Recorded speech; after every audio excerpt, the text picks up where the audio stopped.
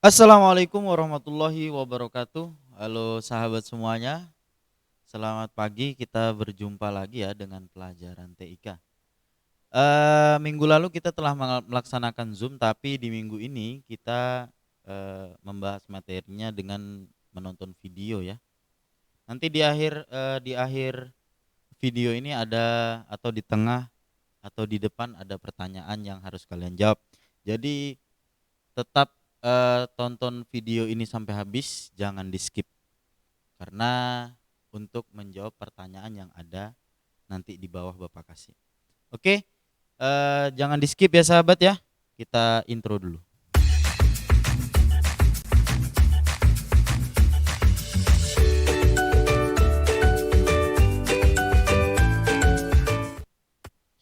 Oke, eh minggu lalu kita telah membahas perkembangan teknologi komputer dari generasi pertama ya. Nah, di minggu ini kita akan membahas lagi di halaman 77 di buku kalian. Itu ada tabel sejarah perkembangan komputer. Nah, itu bisa kalian baca dari tahun 1822 ya, yang ini. Dari tahun 1822 sampai tahun sekitar 2015. Itu perkembangan komputer dari semuanya ya, sampai ke ini juga, ke Apple juga. Microsoft, Apple, mungkin IBM juga masuk. Itu penyedia-penyedia atau yang ini ya, perusahaan-perusahaan komputer. Jadi masuk semua di sini. Nah, yang ingin kita lihat, kalau kita membacakan ya kalian silahkan baca sendiri. Tapi kan kalian belum tahu tuh bentuk-bentuk komputer dari tahun 1822 tuh. Yang menciptakan ini mana sih komputernya gitu. Jadi kita langsung lihat, kita langsung googling ya. Untuk membahasnya kita googling langsung. Jadi kita langsung googling untuk mengetahui gimana sih bentuk komputer tahun 1822 itu. Oke, kita langsung ke komputernya ya.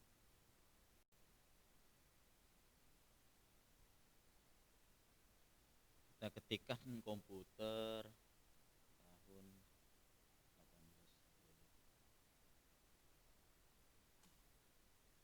Yang ini yang punya kita, yang kita bahas kemarin, punya Charles Babbage. Nah, jadi seperti ini ya. Nah, ini yang punya Babbage, bukan yang ini. Kalau yang ini bukan, tapi yang ini yang mekanikal. Ini lebih mirip, kalau operasinya lebih mirip kalkulator sih daripada yang sekarang. Kalau sekarang sudah ada displaynya, jadi kita misalkan kita mau menghitung di komputer pakai kalkulator sudah digital semua. Kalau dulu mekanikal. Nah, mekanikal ini maksudnya yang kayak Bapak bahas kemarin, kalau kita menghitung dengan logikanya sama, kita menghitung dengan lidi ya. Misal kita mau menghitung hitungan 1000,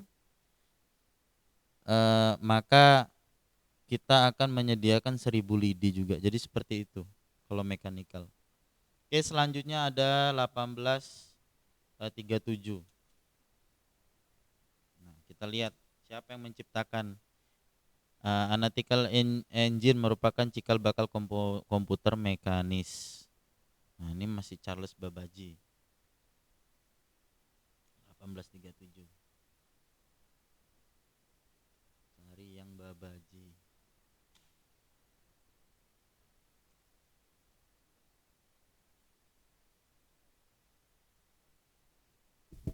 Jadi seperti ini. Nah, oke, kita lanjut ke 1936. Cornat Zeus, nama penemunya Cornat Zeus. Sebentar, karena ini gambarnya acak ya. Kita cari yang Cornat Zeus.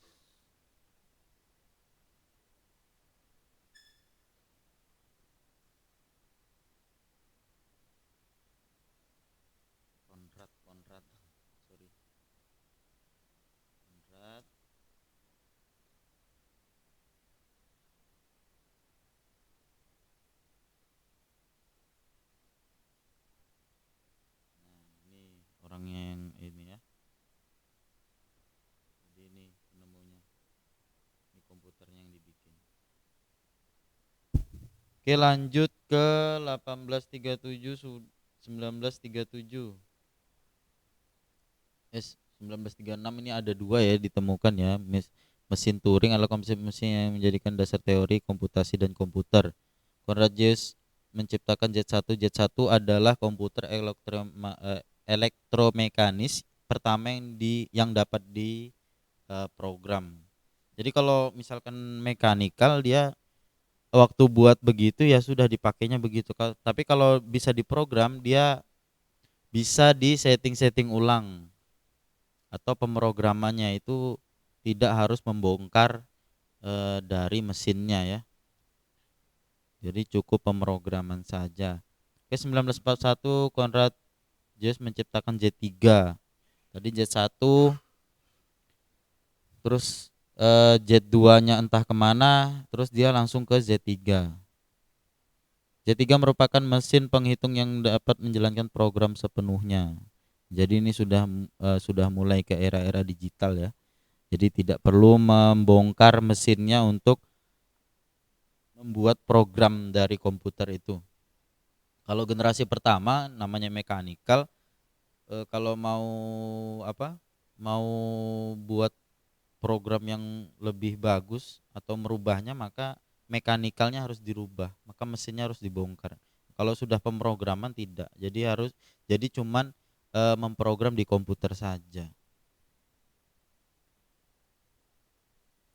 Oke, yang 1943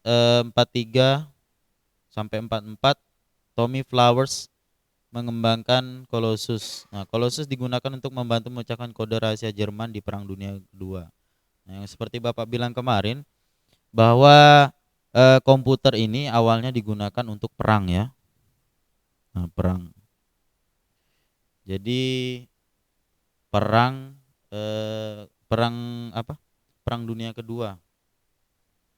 Nah, komputer ini awalnya diciptakan untuk perang. Di Perang Dunia Kedua ini terpakai. 1943 Presper Eckert dan John Mauchly menciptakan ENIAC Electronic Numerical Integrator and Computer. Nah, dianggap sebagai komputer digital pertama karena dapat berfungsi penuh dan dapat diprogram ulang. Nah, setelah pengembangan yang tadi mulai menyerempet ke era digital, terus berkembang lagi. Nah, sampai akhirnya ENIAC itu, komputer ENIAC kita cari ya.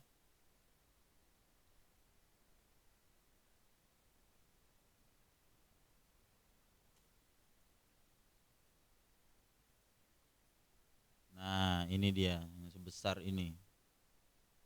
Nah, ini diklaim sebagai komputer digital pertama. Nah, ini komputer digital pertama ya. Diklaim sebagai komputer digital pertama. Tahun segini komputernya masih satu ruangan. Kalau sekarang sudah bisa ditenteng-tenteng. Kalau dulu nggak bisa ya. Jadi sebesar ini. Sebesar ini. Kalau sekarang yang sebesar ini ada, cuman dia server. Jadi penyimpanan saja, bukan komputer. Tapi kalau ini komputer, paling penyimpanan cuma berapa MB. Bukan giga ya. Oke, sahabat, mungkin sampai di sini dulu ya. Oh iya. Pertanyaannya adalah, tunggu ya pertanyaannya ya. Oke, pertanyaannya adalah komputer itu ditemukan untuk Perang Dunia keberapa? Dipakai untuk perang dunia keberapa? Oke, silakan jawab, nanti ada pertanyaannya Bapak buat. Oke ya. Silakan dijawab, kembali ke Edmundo. Oke, sahabat, sekian dan terima kasih. Terima kasih atas waktunya untuk mengikuti pelajaran ini. Tadi kita bahas sampai tahun 1946 ya. 1946 itu komputer digital yang diklaim untuk pertama kalinya. Oke ya. Sampai jumpa minggu depan. Assalamualaikum warahmatullahi wabarakatuh.